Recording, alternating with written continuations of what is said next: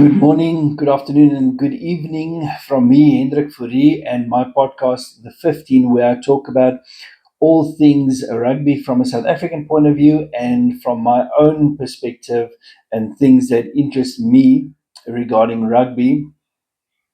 I'm recording this from a rainy and wet and cold Johannesburg today as our winter is slowly approaching. From a rugby point of view, we didn't have a whole lot to talk about from this past weekend, seeing as the South African teams were unceremoniously dumped out of the EPCR and the Champions Cup. So not much on that front. However, in terms of international news and what probably headlined South African rugby news this past weekend is that Faf de Klerk, the Springbok scrum half, is returning to South Africa and he will be joining the Cheetahs as of the next season. Ruan Orkia and David Creel from the Bulls are both off. Ruan will be going to Japan and David Creel will be joining La Rochelle in France. We wish them all the best. Just on that point of players going abroad to play, I have absolutely no problem with that. I think from a personal point of view, you have to look at your career, you have to look at your family. Rugby is not a lifelong sport or career, and you have to make plans while you're still able to play. So we wish them all the best, and I'm sure within the next couple of weeks we'll hear about more players making moves from their clubs. Although I will just say that I do love a loyal player. I will say that. And then I was wondering if is there a list anywhere, is there a database anywhere that maybe the agents can help us with, just to sort of ascertain which South African players are playing overseas. And I'm not really talking about the high profile players, I'm talking about players that maybe left South Africa straight after school or after Varsity Cup. It would be interesting to just get a list of those players to find out who are actually playing overseas, even if it's in the US, Europe, Japan, all these places, just out of interest sake.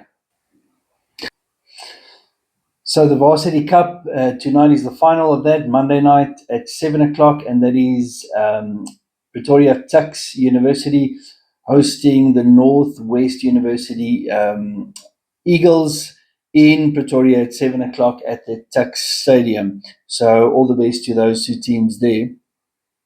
Then, with regards to South African rugby that was played this past weekend, it was mainly the SA Cup that we can have a look at. So, in terms of the table, at the moment, the Suzuki Greek was sitting pretty at the top with 5 wins from 5, so that's really, really good. Followed by the Ailing Pumas and the SWD Eagles with 4 wins out of 5 each. And then the Toyota Cheetahs in the fourth place with 3 wins from 5. So just a reminder that they play round robin, so they're playing 9 matches. There are 10 teams, so they're playing 9 matches each. So they passed halfway already. And then the Bwelan Cavaliers sitting in fifth place, also with 3 wins. I think those will obviously be the 5 teams in the reckoning for this competition. Then, if we just have a look at this past weekend and the results, some of them very, very lopsided, unfortunately. So the Pumas beat the Border Bulldogs 94-5. That's not good for rugby. The Border Bulldogs have got to sort out, their rugby union have got to sort out what's happening there. That's just not good for rugby, especially in that area. Then the Eagles beat the Falke 43-40, which was an interesting match. And I will say this, they played in Kempton Park at the Barnard Stadium. And I will say this, I followed this on YouTube up to a point, but boy, was the quality of televised match bad. The commentating was really not top notch, and I blame SA Rugby for that. They need to make sure that these things. I understand that they can't have the top quality cameramen and commentators at every single match, but certainly they can get SABC to broadcast some of these matches. So I really blame SA Rugby for that. Third match was the Eastern Province beat the Leopards, surprisingly, 43-31. The Cheetahs, not surprisingly, beat their little brothers, the Griffins, 57-10. And then the last match, Griquas beat the Cavaliers 24-14. From the looks of it, I didn't watch the match, but from the looks of the score, it seemed to have been a tightly contested match, only 10 points in it. I know that the Cavaliers are very, very good as well. And then this coming weekend, the fixtures for this coming weekend, we have the Pumas hosting the Leopards on Friday in Mpumalanga. Then we have the Griffins v the Falco on Saturday at 3 o'clock. The Eagles hosting the Cheetahs. All of these matches are basically at 3 o'clock. So I think that Eagles versus the Cheetahs match is going to be probably the most interesting match for the weekend. That's going to take place in George at Otaniqua Park at 3 o'clock. And I still want to see Nico Leonard playing to the potential that he can. Number 4, the fourth match for the weekend is the Buelan Cavaliers hosting the Bulldogs. That unfortunately promises to be another thrashing of the Bulldogs. And the last match, the Eastern Province v Griquas, should be a good match, although the way the Griquas is playing at the moment, it shouldn't be close at the end. I think the Griquas would take that. And then we can quickly have a look at at the non-South African Champions Cup and the results there. We had Bordeaux beat Toulouse 30-15. These are the quarterfinals for the Champions Cup. We had Toulon beat Glasgow 22-19.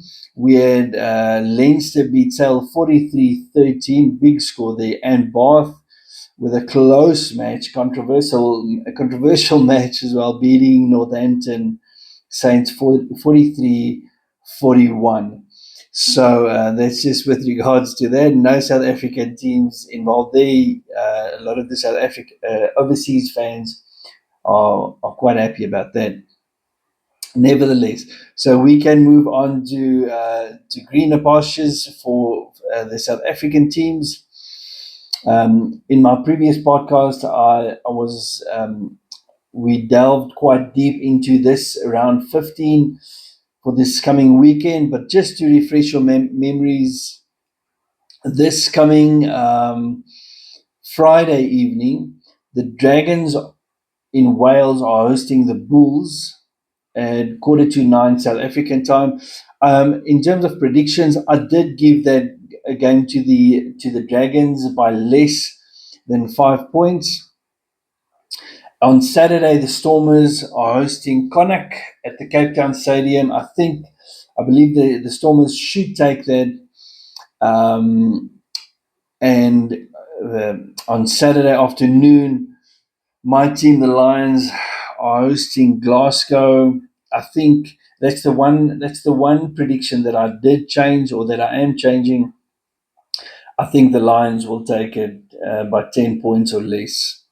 It's going to be a tough match, but the Lions are looking good. The Lions had a good race. Glasgow has just come off. This will be their 5th match in a row, and I think the Lions are going to be just too good at home against Glasgow, although strange things have happened, and Glasgow is obviously the top team in the URC. And then lastly, on Saturday, the Ospreys host the Sharks in Swansea at 9:15 South African time, Saturday evening. And unfortunately, I give that to the Ospreys, but I think it's going to be a close game, less than 5. And so that's basically all from my side for this week. Just a quick recap. Next week, we'll obviously have a more in depth little podcast after all of the South African teams have played again. But from me, Hendrik Fourie in Johannesburg, have a wonderful week. Have a great rugby weekend. And if you can, go and support your local club sides or school sides. It's always great to see rugby at the grassroots levels as well. From me in Johannesburg, cheers.